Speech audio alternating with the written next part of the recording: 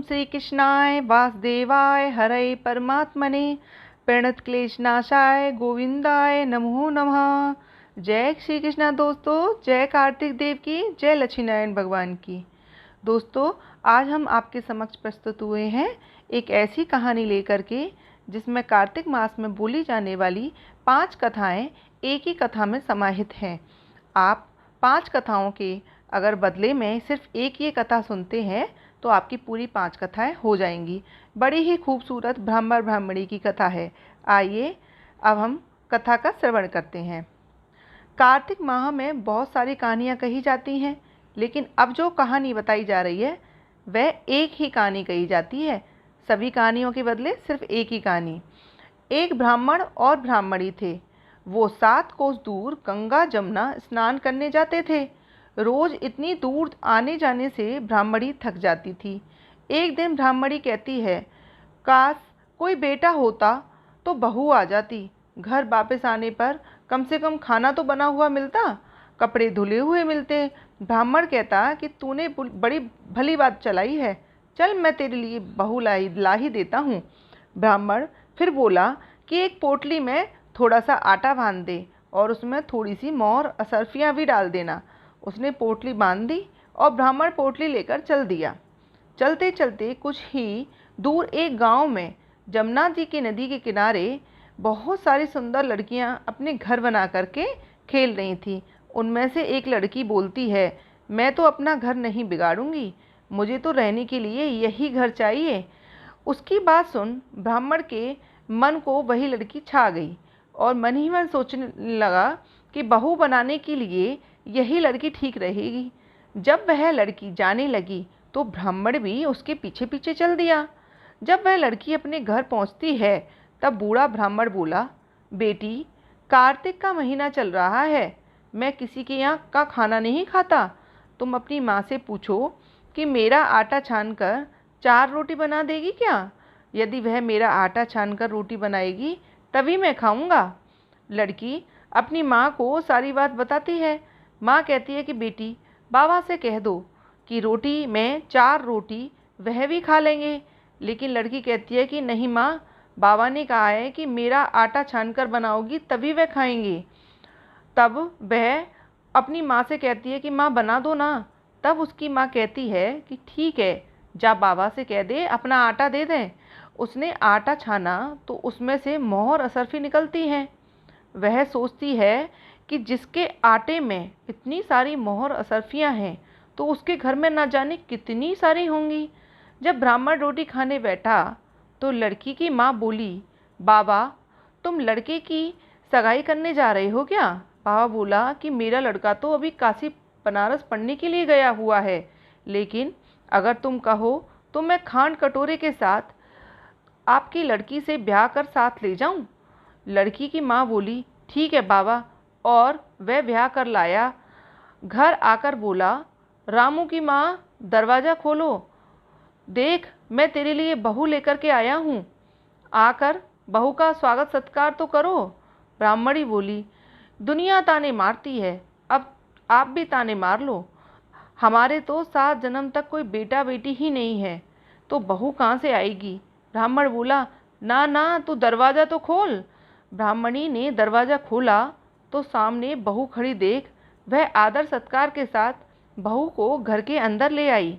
जब वह ब्राह्मण ब्राह्मणी नहाने जाते तो बहू घर का सारा काम करके रखती, खाना बनाती, सास ससुर के कपड़े धोती और रात में उनके पैर दबाती। इस तरह काफ़ी समय बीत गया। सास बहू को सीख देती है कि बहू, चूल्हे की आग न बुझने देना और मटके का पानी ख़त्म न होने देना। एक दिन चूल्हे की आग बुझ गई। बहू भागी भागी पड़ोसन के घर गई, बोली, मुझे थोड़ी सी आग दे दो, मेरे चूल्हे की आग बुझ गई है। मेरे सास ससुर सुबह के 4 बजे के बाहर गए हुए हैं और वे थके हारे वापस आएंगे, मुझे उनके लिए खाना बनाना है। पड़ोसन कहती है, अरे तू तो बावली है, तुझे तो ये दोनों मिलकर पागल बना रहे हैं।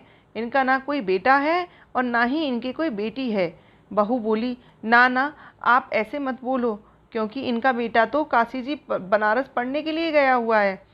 पड़ोसन फिर बोली, अरे तुझे ये लोग झूठ बोलकर लेकर के आए हैं, इनके कोई बेटा नहीं है। अब बहू पड़ोसन की बातों में आ गई और कहने लगी कि अब आप लोग ही बताओ कि मैं क्या करूं।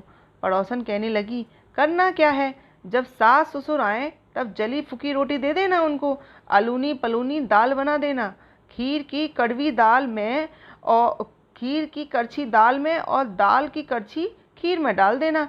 बहू पड़ोसन की बातों की सारी सीख लेकर अपने घर आ गई। जैसा पड़ोसन ने बताया था वैसे ही उसने किया। जब सास ससुर घर आए तब भूखों का कोई आदर सत्कार बहू ने नहीं किया और ना ही उसने कपड़े धोए। जब सास ससुर को खाना दिया तो सास बोली, बहू ये जली फूकी रोटी क्यों है और दाल भी अलूनी है। बहू पलटकर जवाब देती है, आज यही खाना खाओ सासू जी, अगर एक दिन ऐसा खाना खा भी लिया तो तुम्हारा क्या बिगड़ जाएगा, मुझे तो वैसे भी जीवन भर अनूठी बनकर रहना है। बहू की बातें सुनकर सास बोली, आज तो बहू ने अच्छी सीख नहीं सीखी है। आज बहू फिर से पड़ोसन के घर भागती है और कहती है, अब आगे बताओ कि मुझे क्या करना है। पड़ोसन बोली, अब तुम सातों कोठों की चाबी मांग लेना उनसे। अगले दिन जब सास ससुर जाने लगे तो बहू अड़ गई, मुझे तो सातों कोठों की चाबी चाहिए ही।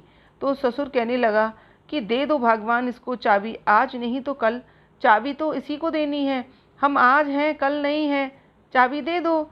सास ससुर के जाने के बाद बहू ने कोठे खोल करके देखे तो किसी में अन्न भरा हुआ था, किसी में धन भरा हुआ था, किसी में बर्तन भरे हुए थे, सभी में अटूट भंडार भरे पड़े थे। जब बहू ने सातवां कोटा खोला तो उसमें महादेव जी, पार्वती जी, श्री गणेश जी, लक्ष्मी जी, पीपल, पथवारी, कार्तिक के ठाकुर, राई दामोदर, तुलसा जी का बिड़वा, गंगा जमुना बह रही थी। 36 करोड़ देवी देवताओं भी विराजमान थे। वहीं एक सुंदर लड़का चंदन की चौकी पर बैठा माला जप रहा था। जब बहू ने लड़के से पूछा कि तुम कौन हो, तो लड़का कहता है कि मैं तेरा पति हूँ, दरवाज़ा बंद कर दे, जब मेरे माँ बाप आएंगे तब खोलना। सारा नज़ारा देखकर बहू बहुत खुश हुई और नाचनी फिरने लगी। 16 श्रृंगार कर सुंदर वस्त्र पहन ओढ़ सास ससुर का इंतजार करने लगी। उनके लिए 36 प्रकार के पकवान बनाकर रखे। सास ससुर जब वापस आए तब उसने उनका आदर सत्कार किया, उनके कपड़े धोए, उनके पैर दबाए।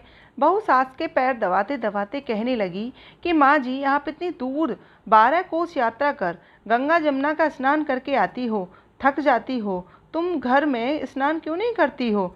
बहू की बातें सुनकर सास कहने लगी, भला गंगा जमुना भी घर में बहा करती हैं क्या। बहू बोली, हाँ माँ जी, बहती हैं, चलो मैं आपको दिखाती हूँ। उसने सातवां कोटा खोल कर दिखाया। उसमें गणेश जी, लक्ष्मी जी, महादेव जी, पार्वती जी, पीपल, पथवारी माता लहरा रही हैं, तुलसा जी लहरा रही हैं, कार्तिक के ठाकुर राई दामोदर, गंगा जमुना बह रही हैं, 36 करोड़ देवी देवता विराजमान हैं और वहीं तिलक लगाए चंदन की चौकी पर एक लड़का माला जप रहा है। माँ ने कहा कि बेटा तुम कौन हो। लड़का बोला, माँ मैं तेरा बेटा हूँ। बुढ़िया फिर बोली, तू कहाँ से आया है। लड़के ने कहा कि मुझे कार्तिक देवता ने भेजा है। बुढ़िया कहती है कि बेटा ये दुनिया कैसे जानेगी, कैसे जानेगा मेरा घर का धनी, क्या जानेंगी देवरानी रिठानी, क्या जानेगा मेरा अगड़ बगड़, पड़ोस की तो तू मेरा ही बेटा है। बुढ़िया ने विद्वान पंडितों की सलाह ली तो वह बोले, इस पार बहू बेटा साथ खड़े हो जाएं और उस पार बुढ़िया खड़ी हो जाए। बुढ़िया ने चाम की अंगिया पहन रखी हो, छाती में से दूध की धार निकले, बेटी की दाढ़ी मूछ भीगे, पवन पानी से गठजोड़ा बंधे, और जब जाने कि यह बुढ़िया का ही बेटा है उसने ऐसा ही किया। चाम की अंगिया फट गई, छाती से दूध की धार निकली, बेटे की दाढ़ी मूछ भीग गई, पवन पानी से बहू बेटे का गठजोड़ बंध गया। ब्राह्मण ब्राह्मणी की खुशी का ठिकाना ना रहा, वे बहुत खुश हुए। हे कार्तिक ठाकुर, हे राई दामोदर भगवान, जैसे आप बुढ़िया पे और ब्राह्मण पे टूटे वैसे आप सब पे टूटना, जैसे बहू बेटे आपने उनको दिए वैसे सबको देना, सब पे अपनी कृपा बरसाना। जय कार्तिक देव की, जय राई दामोदर महाराज की, जय पार्वती जी की, जय भोलेनाथ की, जय श्री गणेश जी भगवान की, जय पथवारी माता की, जय तुलसा माता की। इस प्रकार कार्तिक की सभी कथाओं की एक कथा संपन्न होती है। इस कथा का कार्तिक मास में नित्य श्रवण करना चाहिए। जय श्री कृष्णा, जय लक्ष्मीनारायण भगवान की। ईश्वर इस कथा को सुनने वाले सबकी सभी मनोकामनाएं पूरी करे। मिलते हैं